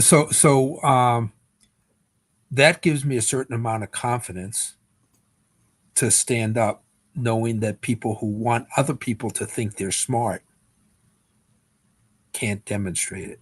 Mm. So typically they just, hide Yeah. or don't answer emails. Well, we were supposed to have mandatory critical race theory training for Mm. faculty. I wrote a number of emails to the president, actually, what a friend of mine calls the Magnificent Seven above me, administrators. Got not one answer. Oh, geez. Not one answer. And actually, I want to say the first one said, we should bring in Daryl Davis. Do you happen to know him? I do know that name. Yeah. Yeah. That this is the way, the pro human approach and his story is the way to change hearts and minds. Hmm. So, critical race theory training. So, critical race theory was actually that was coined by Kimberly Crenshaw, Yep. who also coined intersectionality, who happens to be a Cornell grad Hmm. and who was brought in this year to give the Martin Luther King annual lecture. Mm. If there isn't anybody that is opposite in approach as Martin Luther King, it'd be Kimberly Crenshaw. Hmm. I have a dream that next year we'll bring in Coleman Hughes. I would support that. Coleman Hughes is awesome. So, and who's more in line with Martin Luther King. Mm. Actually, Seneca Scott, who's a solutionary in Oakland, California, happens to be a cousin of Coretta Scott King Mm. and a Cornell graduate. There you go. Yeah, That's another one. yeah, yeah. I would say So, Eric Smith would be another good one, actually, yeah. too. Um, but yeah, that kind of. So, so to answer your question, I'm trying to bring in alternative, positive Mm. programming. And something interesting just happened. I was asked whether the Heterodox Academy would host Ann Coulter coming back to Cornell. Okay. And I was actually not interested in doing the work because just this semester brought in Matt Taibbi, the abortion talks, Greg Lukianoff, Ricky Schlott, Barry Strauss, Gad Sad for 2 lectures, and Ted and Courtney Ballica for showing the coddling the American mind. Hmm. Tuesday, we're bringing in the Steamboat Institute Campus Liberty Tour with Mm. Elia Shapiro debating Marianne Franks on free speech and open inquiry. And then the next Wednesday, Kathleen Stock and Rebecca Tuvel will be here. So besides my full-time job, it's been busy. I can tell. But Thank there you were for making time to be here with oh as well. busy as you are. Thank you for what you're doing. So 2 graduate students in particular were interested in bringing Ann Coulter. Mm. So I told the provost that we would support her. So anyhow, she came. And the security was very good, and she gave, actually, to tell you the truth, I really knew nothing about Ann Coulter. So to prepare for the event, I read her columns and watched various interviews and had an idea of who she was. So because I had to introduce her. Mm-hmm. So so the talk went well. Then there was question and answers, and then one faculty member grabbed the microphone and just started calling Ann Coulter racist, racist, racist, racist. And the faculty member said, I just came to see how racist Cornell is, because anybody that comes is obviously a racist. And then she went back to her seat and just sat there giving the fingers to Ann Coulter in the crowd, yelling racist, racist, racist. Ann Coulter said time for her to go. The police took her away. And actually, I was the one responsible to sign the complaint. Sure. So she got arrested for. Did that clip appear online? Because I saw It something did. Similar. Okay, I thought that was it. Okay. Yeah, it did. So there was a number of letters to the Cornell Daily Sun, how people that, for example, are transgender now feel so unsafe at Cornell. So unsafe. Well, first of all, it was this faculty member that called Ann Coulter the racist and was yelling. Ann Coulter gave a normal civil talk. You might not agree with her points, but it was something to think about and either agree with or disagree with, take some of it or none of it. And it was the disruptor that was actually yelling racist, so ad hominem name calling. So the trouble with free speech is people don't understand what it is. So first of all, the function of speech is to communicate. Mm-hmm. And the function of speech at a university should be to communicate at a high level, mm-hmm. where you're presenting evidence, analysis, and inference in a way that I said Anthony Fauci didn't. And by yelling ad hominem remarks and preventing other people, preventing the speaker from speaking and the other people from listening, is just against the rules. Mm-hmm. It's illegal, and you can be cited for disorderly conduct. It's the heckler's veto. Yeah. Or the attempt at the heckler's veto, anyway. That's not allowed free speech. Mm-hmm. You're not allowed to restrict somebody else from hearing the speech of a speaker. But at a postmodern university, people were taught that the oppressed, so this was a woman, maybe because she was heavy, that adds to it, undocumented worker, that free speech means she can say whatever she wants and disrupt anything. But that is not what free speech is. So according to the whole social justice movement, you divide the world to the oppressors and the oppressed, and the oppressed can say anything they want, disrupt anything they want, and doesn't have to be reasoned. It doesn't have to be evidence-based, because they're just paying back the heterosexual white male oppressors. And it's very unhelpful. Well, not just downright harmful ideology to group people off that way. And I've talked about this before, woman in a STEM profession myself, where I had to think about it when I was first questioning some of these things. Well, maybe they have a point. Maybe I have been exposed to some rampant sexism or something like that that's kept me from where I am in my career, or made it harder for me to get here, and all this kind of jazz. Some of that kind of talking points. And I thought about it, and I'm like, I can't recall any such instance where I've ever had a problem like that until I got to the point where we were dealing with the postmodernism, because it was always the postmodernists who were trying to tell me what I experienced as a woman.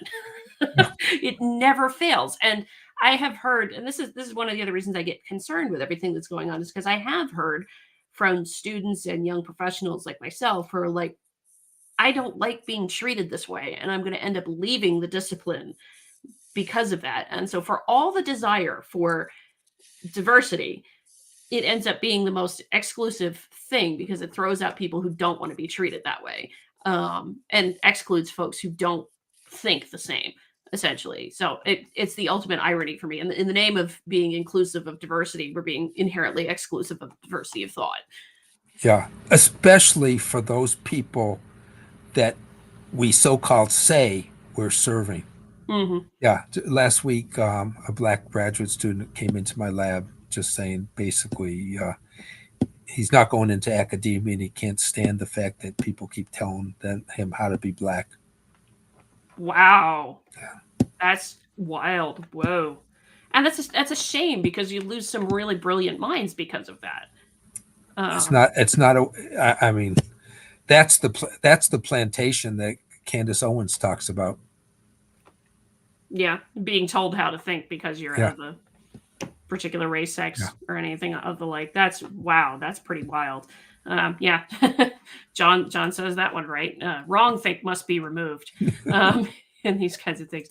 So let's So I guess one of the things we've talked about a lot of the problems, I guess, and we've hinted towards some of the solutions, and so that's I think where it should go as we get to the end of our time is, what are some of the solutions you have going forward? Obviously, we talked about not to be afraid if somebody calls you something because it might very well happen, but to I love the approach that you're taking as a great solution and actually introducing the students to the idea that contemporaries of their times can have some very different opinions about a theory and be pointing out the flaws in people's theories. And just as a point in science in general, I think most science is filtered through some kind of media before it gets to the public, and there's not necessarily recognition that behind the scenes there has always been that kind of back and forth and poking holes at each other's theories, and the like. And so I guess I guess to go from there, it's like what are your thoughts on some other solutions to the problem in getting students to um, embrace the idea of free speech? So I want to make sure I give students enough content in the subject. Hmm. So to do that, I have to what they say, be sage in the stage, which is supposed to be a terrible thing.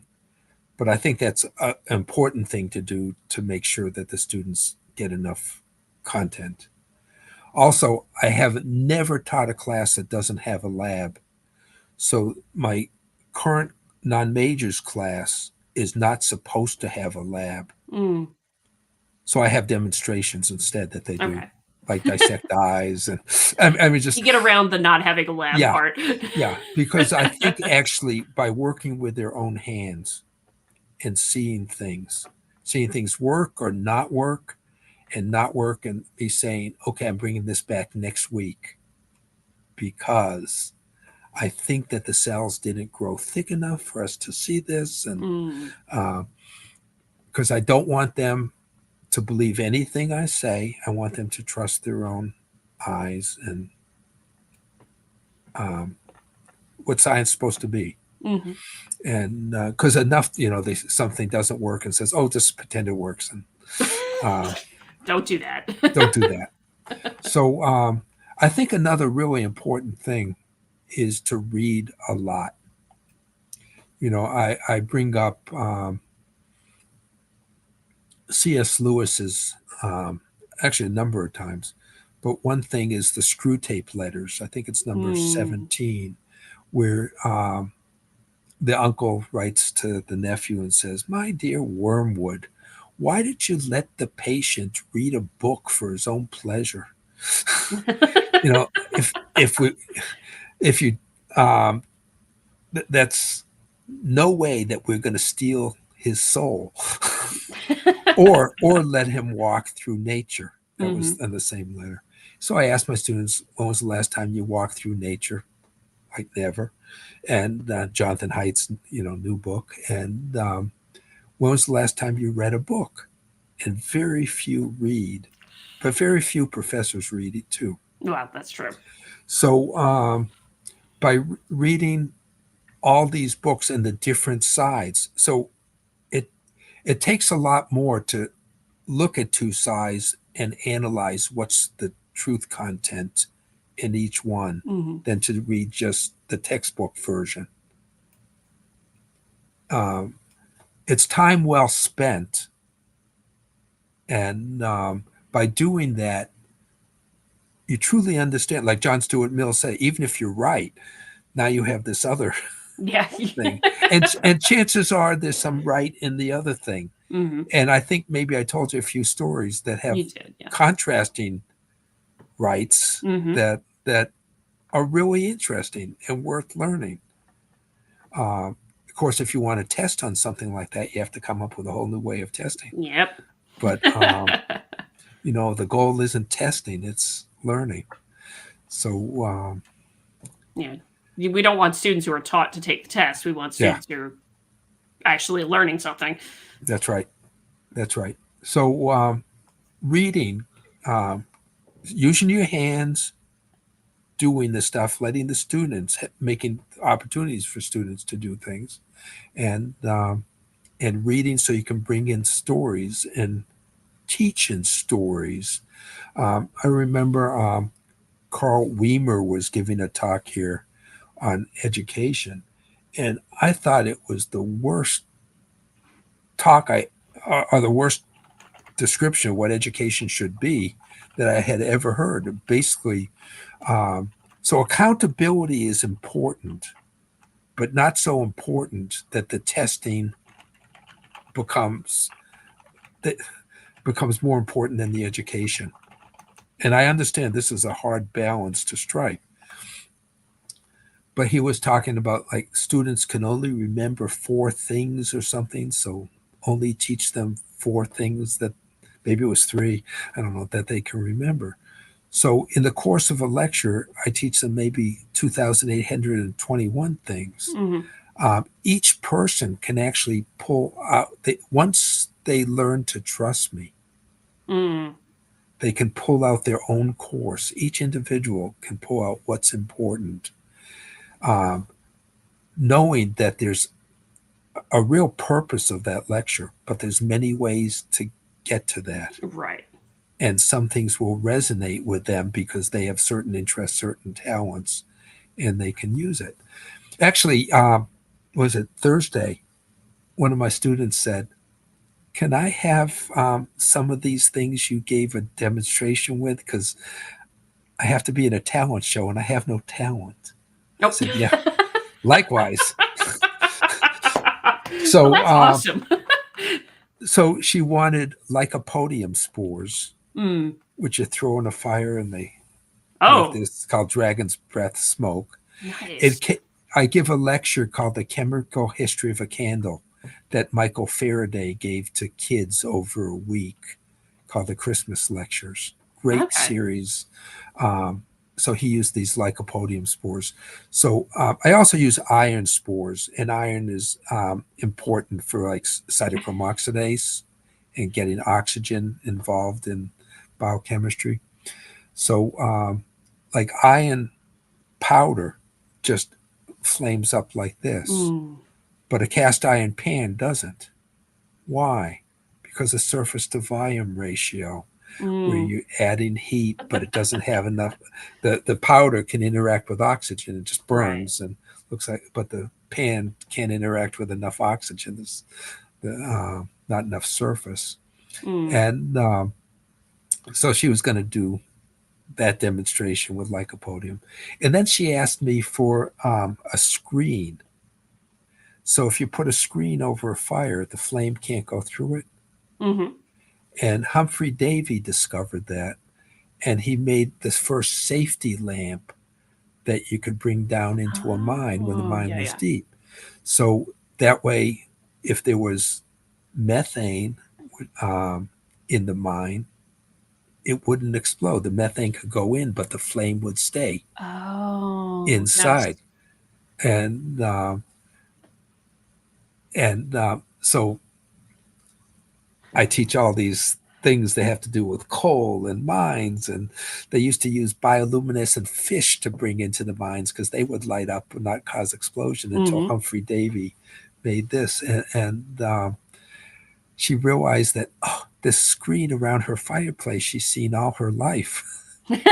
She never realized exactly why it was there and what its function. And so I said, yeah, my class is kind of like the guidebook to your life. How you can, walk through and just see the science and how everything works. So frankly, they do learn an awful lot of science. They learn an awful lot of philosophy. They learn the scientific method. They learn that each science has a history. They may not remember all the people and all the experiments, but they really take home something by teaching in stories instead of just 3 or 4 facts that you want to memorize. So I describe my class as being memorable, but not memorizable. Awesome. So as just to remind the folks in chat, you're welcome to ask questions and we encourage it. And I think John has asked one for us to answer. As universities seem to be turning out more activists than educated, is there good means to connect and reason with the activists, which is effective? Yes, although I'm a complete failure. Oh, Whenever anybody's an activist, they pretty much don't want to have a conversation with me. One obvious national example was when Russell Rickford, on October 7th or 8th, he said he was exhilarated and excited. I wrote to him to say that although I disagree, and sent him some of the things I wrote about DEI, I said I completely support his right to speak, and I think it's within his it's protected speech what he did. He shouldn't be criminalized for the speech in any way. And I'll take him out for a cup of coffee and we can discuss it. And of course, there was no answer. There's never an answer. Never. I can offer. No, I take it back. Michael Dorff on a First Amendment lecture took me up on my cup of coffee offer. Was it a good conversation? Oh, it was a great conversation. It was a great conversation. That's good. I mean, it seems he's not an activist, actually. Well, there you go. But he was given. There was 4 attorneys giving a lecture on the First Amendment, and to me, it seemed more like freedom from speech than freedom of speech. And I asked them, what, as a scientist, I'm very concerned that Francis Collins wrote to Anthony Fauci to with publication take down Jay Bhattacharya, Sunita Gupta, and Martin Kuldorff's Great Barrington Declaration, because they're fringe scientists. And the 4 attorneys up there knew nothing about that. So then I said, well, maybe you know about how the government intervened with social media to prevent this stuff. And so Michael Dorff actually courageously, because other people wouldn't touch the question with a 10-foot pole, just sort of said it's a non-issue. And I wrote to him after that and said, I'd like to take you out for a cup of coffee and we can discuss this. And we actually had a great conversation. Oh, that's good. That's good. It does seem like, at least it's been my experience, like the really diehard activists are not ones to necessarily want to change their mind or to see a different point of view. But in which case, a reasonable discussion might actually be more beneficial to everybody who's watching than to convincing somebody to change their mind if you don't think they're going to change their mind. But I think I've seen a few folks. I haven't had as much experience with this myself. I've had a few folks when they've been activists, and it's been interesting to watch when they've just had polite questions. Because sometimes you do. I have seen it in some videos, like Peter Boghossian does the Spectrum Street epistemology thing where you can just get activists, and the whole idea is you get a thing with a Likert scale on the ground where you go from strongly disagree to strongly agree, and he asks a question and folks move around on the line, and he tends to ask the strongly agree folks a lot of questions about, you know, why do they think what they think, and some of them are very much activists, and maybe they just never thought about their positions before, or, you know, never had the freedom to think about their positions before, because I think that's one of the problems is some of our diehard activists are the students who were afraid to think differently and so went into that kind of thing, right? But it's interesting to watch them as they have to actively unpack what they're thinking about. And so I think just politely asking questions in conversation can actually be pretty helpful in that situation. But good question, John. We appreciate it. Anyway, actually, there is one thing I wanted to ask you about related to that. Well, not quite quasi related to that, because I did see some think pieces in the last couple of years that I've talked about on this channel, that there's been some think pieces of, no, you shouldn't do your own research. You shouldn't do your own research ever, which has been an interesting thing. And the argument is you shouldn't do your own research because you have a confirmation bias, and there's going to be a thing if you're going to go seek things that are going to confirm your own bias. You're not necessarily going to seek research that disconfirms your own bias in certain things. And that's not necessarily wrong. The psychology literature is there for that, that there is a thing of confirmation bias that folks do have, but that doesn't mean we shouldn't do our own research. So that's kind of where I struggle with it, because I do think folks should do their own research, but I'm also mindful of the literature that suggests, well, doing your own research can end up just confirming your own things and ending up pushing down the more tribal lane. So what do you make of the argument that folks shouldn't do their own research? So first of all, if you want to be an authoritarian, that's exactly the argument you should make. And so if the goal is the search for truth, not the truth, we won't know the truth and never will, but the persistent search of truth. If that's the goal, then first of all, bias, another word for bias is knowledge.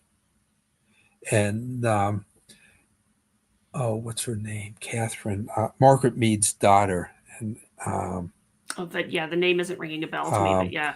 She and Dick Gouldsby wrote a book called Gouldsby Thinking Race.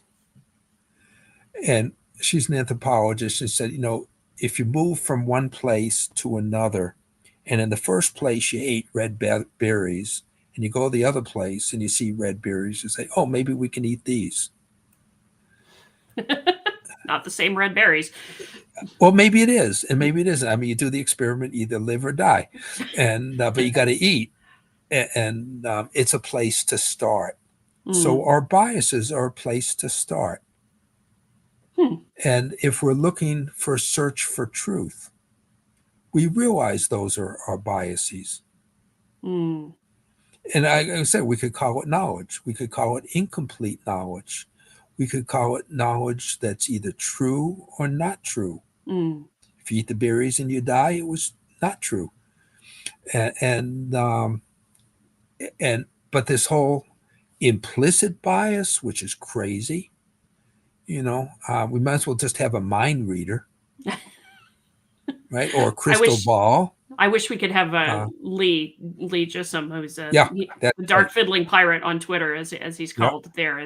But he has a lot of great commentary on the implicit bias thing. Please, sorry, continue. Yeah, we hope to actually bring him to Cornell to talk about implicit bias. Yes, and actually, something that's interesting when it comes to thinking about having debates, it's very easy to get debaters who are interested in that there is a truth than debaters that start with the foundation that there's no objective truth on any subject. It's interesting. That's interesting there. So we should be teaching students, Nullius and Verba, the motto of the Royal Society. Or my modern version, Don't Right. believe anything I say. It is what. So therefore, you should do your own research Mm. first and foremost. If you believe there's an objective truth, which I would hope to teach you that Hmm. there is, and how valuable it is to go through life knowing that there's an objective truth, but knowing that you don't know it, you'll never know it. So that gives you a certain amount of character to keep on pursuing something you're never going to reach. Mm. And it also gives you a certain amount of humility because you know that at least in this life, you're never going to know what it is. So you can have a little charity to somebody that has a differing viewpoint. Mm. And actually, what I'm describing is the heterodox way. Make Yep. your arguments based on evidence, be intellectually charitable, be intellectually humble, Mm. be constructive. Don't try to win a conversation, but to have everybody learn from a conversation. And then I love the fifth one, be yourself. Hmm. You don't have to be afraid of being, nobody should cancel you for being yourself. No. No. And just like you shouldn't cancel somebody else for being themselves. Yeah, you have uh, very, very well said. And yeah, those remind me of the, excuse me, the HXA way. I think the Apollotic has one more question. Do you think the interpersonal and social power of identitarianism will feed not only misanthropy but downright belligerence? Uh, Yes, yes. Actually, very interesting. The the woman, if she identifies as a woman who interrupted Ann Coulter, um, her field is interpersonal relationships. oh, And I just want every parent of a Cornell student to think, is this the person that I want my kid taking a class on interpersonal relationships? Or is she really teaching misanthropy and downright belligerence? yeah, no. I Yeah. share the same thinking that the identitarianism aspect and grouping people off by whatever I refuse to call it an identity. It's a demographic characteristic to me, grouping off people by demographic characteristics, because identity is so much more than your demographic characteristics. So I refuse to call it that way, where people say it's my identities or identify as this or what have you. Um, is a great way to make people more belligerent. It contributes to an othering. So yeah, I agree with that The commentary. other thing it does is create cowardice. Mm. It's sort of one or the other. You act like a toddler or you act like an invertebrate. Hmm. You lose the backbone, as we started with this conversation. Well, this has been fantastic. I don't see any other comments in the chat, but I guess the final thing I would close with you is you said before we started that you thought we were near the bottom, and that we could finally go back up. Do you still feel that way, or do you think that things are going to turn around and get better for So campus? I'm really hopeful. So first of all, that's my personality. Mhm. So whether I should be hopeful or not is undecided, but I am hopeful, and I just know that the people that are pushing this agenda and ideology have little to no evidence, little to no reason. Although in a postmodern world, that doesn't matter. The Smithsonian Museum for African American History used to have this chart of what is whiteness, I remember and that. the scientific method and rational thinking was a sign of whiteness and should be shunned. I'd actually, in my um, giving in to a little bit of wokeness, I'd give my students 25 extra points on a research project. This isn't a light microscopy class. If they didn't use any scientific method, quantitative reasoning, rational thinking, nobody ever took me up on it. Awesome. Well, that's a good way to avoid it. But I'm glad you're hopeful. This has definitely made me more hopeful for where I see it at my own university and talking about things. So I thank you for being here, and I'll make one last plug before we wrap up. So again, if you all want some break from the craziness that is online and things like that, I encourage you to become a member of Wokescreen over at wokescreen.com/cultura-warriors. If you become a member there, there's all sorts of fun things that happen behind the scenes with the community Discord and conversations there. You can meet me, you can meet Deb, Kieran White, who's the host of the Crowdsource podcast, which that is on at 4 p.m. Eastern today over on his channel. So I suggest you go watch that because it's always interesting takes on the news that he has. But there's lots of great community building behind the scenes, and we get into discussions on arts and culture and science and what have you, and free from the craziness of, the great untruth of us versus them. We're very much against that. We get into a lot of the kind of nuanced conversations we've talked about here. So use my code, you get 10% off. And as I keep plugging, there's going to be new collaborations between Wokescreen and this channel. So I hope you all come over for that, because there's going to be some fun stuff going on there. And so Brandy, thank you so much. This has been such a great conversation, and I think the chat really appreciates it. So thank you all for coming and watching. Thank you for being here, Randy. I hope it was a great conversation for you too. And so I think we can wrap up here. And if you have any closing thoughts, now's the time for them. You just mentioned Anna Krylov. The people that are fighting this whole crazy postmodernism are just such wonderful people. And you give up going to the so-called good parties at each university to be able to be associated with just incredibly wonderful people. It's a no-brainer which way to go. Indeed. I don't go to a lot of the good parties anymore either. Maybe quote good parties. I hang out with all the fun people like Anna now. So thank you everybody for watching and listening. If you're watching on the replay, thank you for watching. We appreciate it. As always, I'm Adrian. This is Shio Sophia, the home of raw, unfiltered, informal conversations on science. And we hope you stay curious. Thank you.